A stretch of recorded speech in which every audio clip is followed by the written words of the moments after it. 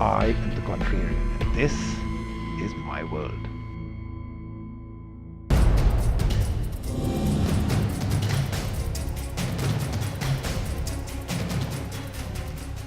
Hi, I'm Saket Modi. We run this organization, a geeky organization which deals with security for a lot of corporates, a lot of government agencies, and I'm here today to take on Rajiv, and I'm of the favor that it's still okay to use your devices if you use it intelligently.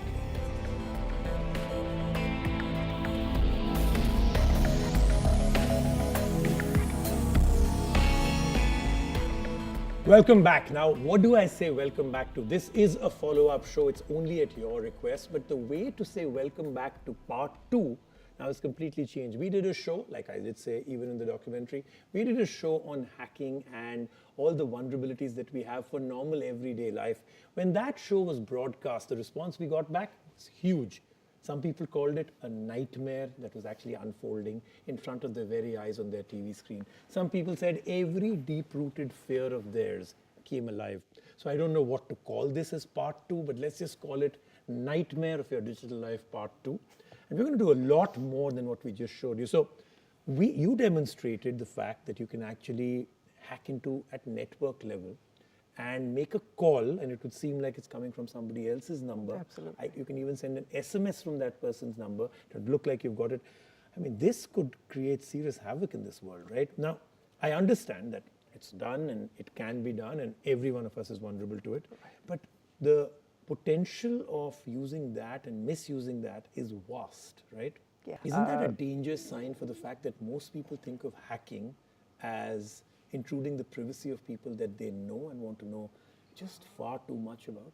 See, we live in this falsely committed world of security where if we are spending money, we assume that we get the security, while the security when we spend money on any, whether it's a Samsung or on an Apple or a Micromax, the 50% part of the entire security lies in the hands of the developers, while the other half is us. You know, we can't be foolish if we lock our house and go ahead and give the key to a stranger. It's foolish for us to do that. It doesn't matter which lock you have. It can be $1 million lock also. You've given away the key. Absolutely. So that is almost the scenario that we are facing today. And people do not understand that. So rather than, I feel, anybody, you don't have to be a geek to know this, but understanding how vulnerable you are when you're using it as an extension of yourself is very, very crucial. So if you do know this can happen, then you're not blindly doing things where you live under the illusion of that everything is unsafe and secure. But let's again get down to one other part which becomes really critical when you talk about all things security, right? You know, by imparting this information and this knowledge, we're also leaving people now more scared with no solutions. And that I find to be the part that is the most scary. I mean, the same way as we give an example, this is what could happen to you. Sure. I mean, when the cops show us a documentary of drunk driving and they show 80 truly bad accidents, and then they say, don't drink. It leaves me absolutely mind-boggled to think that's the solution. Tell people, be secure. No, I'm not going to do that on this show. Absolutely. So what I want to do is, first I'm going to find out from you, and this is not for those people who will say, I want to do an unhacking course or a hacking course. I want to safeguard myself by investing the next 1 year of my life educating and studying. I'm saying this is for people that lead busy lives. Right. Things that they have to do every single day. And without spending more than 10-15 seconds of their life between awareness and doing something right. I'm going to come up with some of the solutions you've given, right? Sure. So one is an app that your own company has made, but now let's find out from you what would be the biggest thing somebody can do every day in their daily life, besides the one you gave last time, which is if you download an app, be very careful what permissions you're giving away. What else? I mean, is there a battery of 4 or 5 things I should keep in my mind, like should I be walking around with my Wi-Fi on? Should my Bluetooth be on? What about NFC? What about all these technologies that we're using to constantly talk with wearable technology? Is this okay? Are there ways to keep us less vulnerable? What's the greatest fear I should have? So, okay, so quantitatively giving you an initial answer to, you know, what are the ways by which you ideally should be securing yourself. So right from the basics, of course, right from not handing over your phone to especially innocent looking people. Especially to innocent, okay. That's how one they, social engineering. Okay. So Yeah, that's how they recruit them? Okay, very innocent, you're part of my hacking team, right? Okay. A lot of people try to do that, but yes, they're like obviously not giving away your phone, because you've seen what happens in 20 seconds of your phone in somebody's hand. It can really be devastating forever. So that's number one. Number two is, of course, try to stay as disconnected as you can.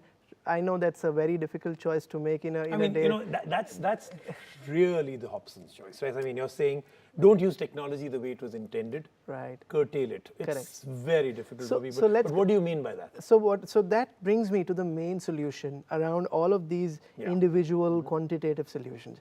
I feel the most important thing that a person who's using, and everybody is using the internet, the mobile phone and the laptops today, instead of thinking of how can you secure your own self, I feel there needs to be a shift in the way they think. If you assume that the data that you're putting on the phone, it can be only in your inbox, it can be a draft message, it can be a personal message being sent to a friend of yours on Facebook, it can be a personal email. If you assume that that is already being monitored, it's already being watched. So rather than thinking that how can I secure this, you're assuming that this is already being watched on, and that's why I need to take the right precaution. I feel that change can really change everybody's life. So you're saying this is a perception change, this is a mindset change, that every single thing you do digitally, assume it's being watched. Absolutely. Wow, okay. So this brings back a whole different phrase in my mind, maybe from the 16th century, people who live in glass houses, okay? So people who live in glass houses, so your digital world is like a glass house. Every single thing you're doing on your digital information, communication and messaging, assume it to be available to all. Everybody. So therefore you'll be able to take better decisions in life. Okay. And if you're in a glass house, change your clothes in the basement. That's true. I mean, the glass house has a glass floor too, so make sure that people aren't standing on top of you when you're doing that, right? Yes. You know, I really hope that this show and our purpose this time was not to leave people hanging with fear, but to be able to answer a few questions. But this last one that you've said has made me really think right now. So will I be making some drastic changes in my life? Is what I'm going to be doing, and I think so should you. It's very interesting to think that a perception and state of mind is more important than any digital firewall and any which way to secure yourself. If every single thing that you do on your digital phone, on your digital tablet, on your digital laptop, think everything digital, think everything electronic, think everything device. If everything you assume is available to others, maybe you'll be more secure than ever before. Thank you, and hopefully your nightmare that we started off with part one has become a bit dreamlike now. We'll see you next week right here on the show. Thank you very much.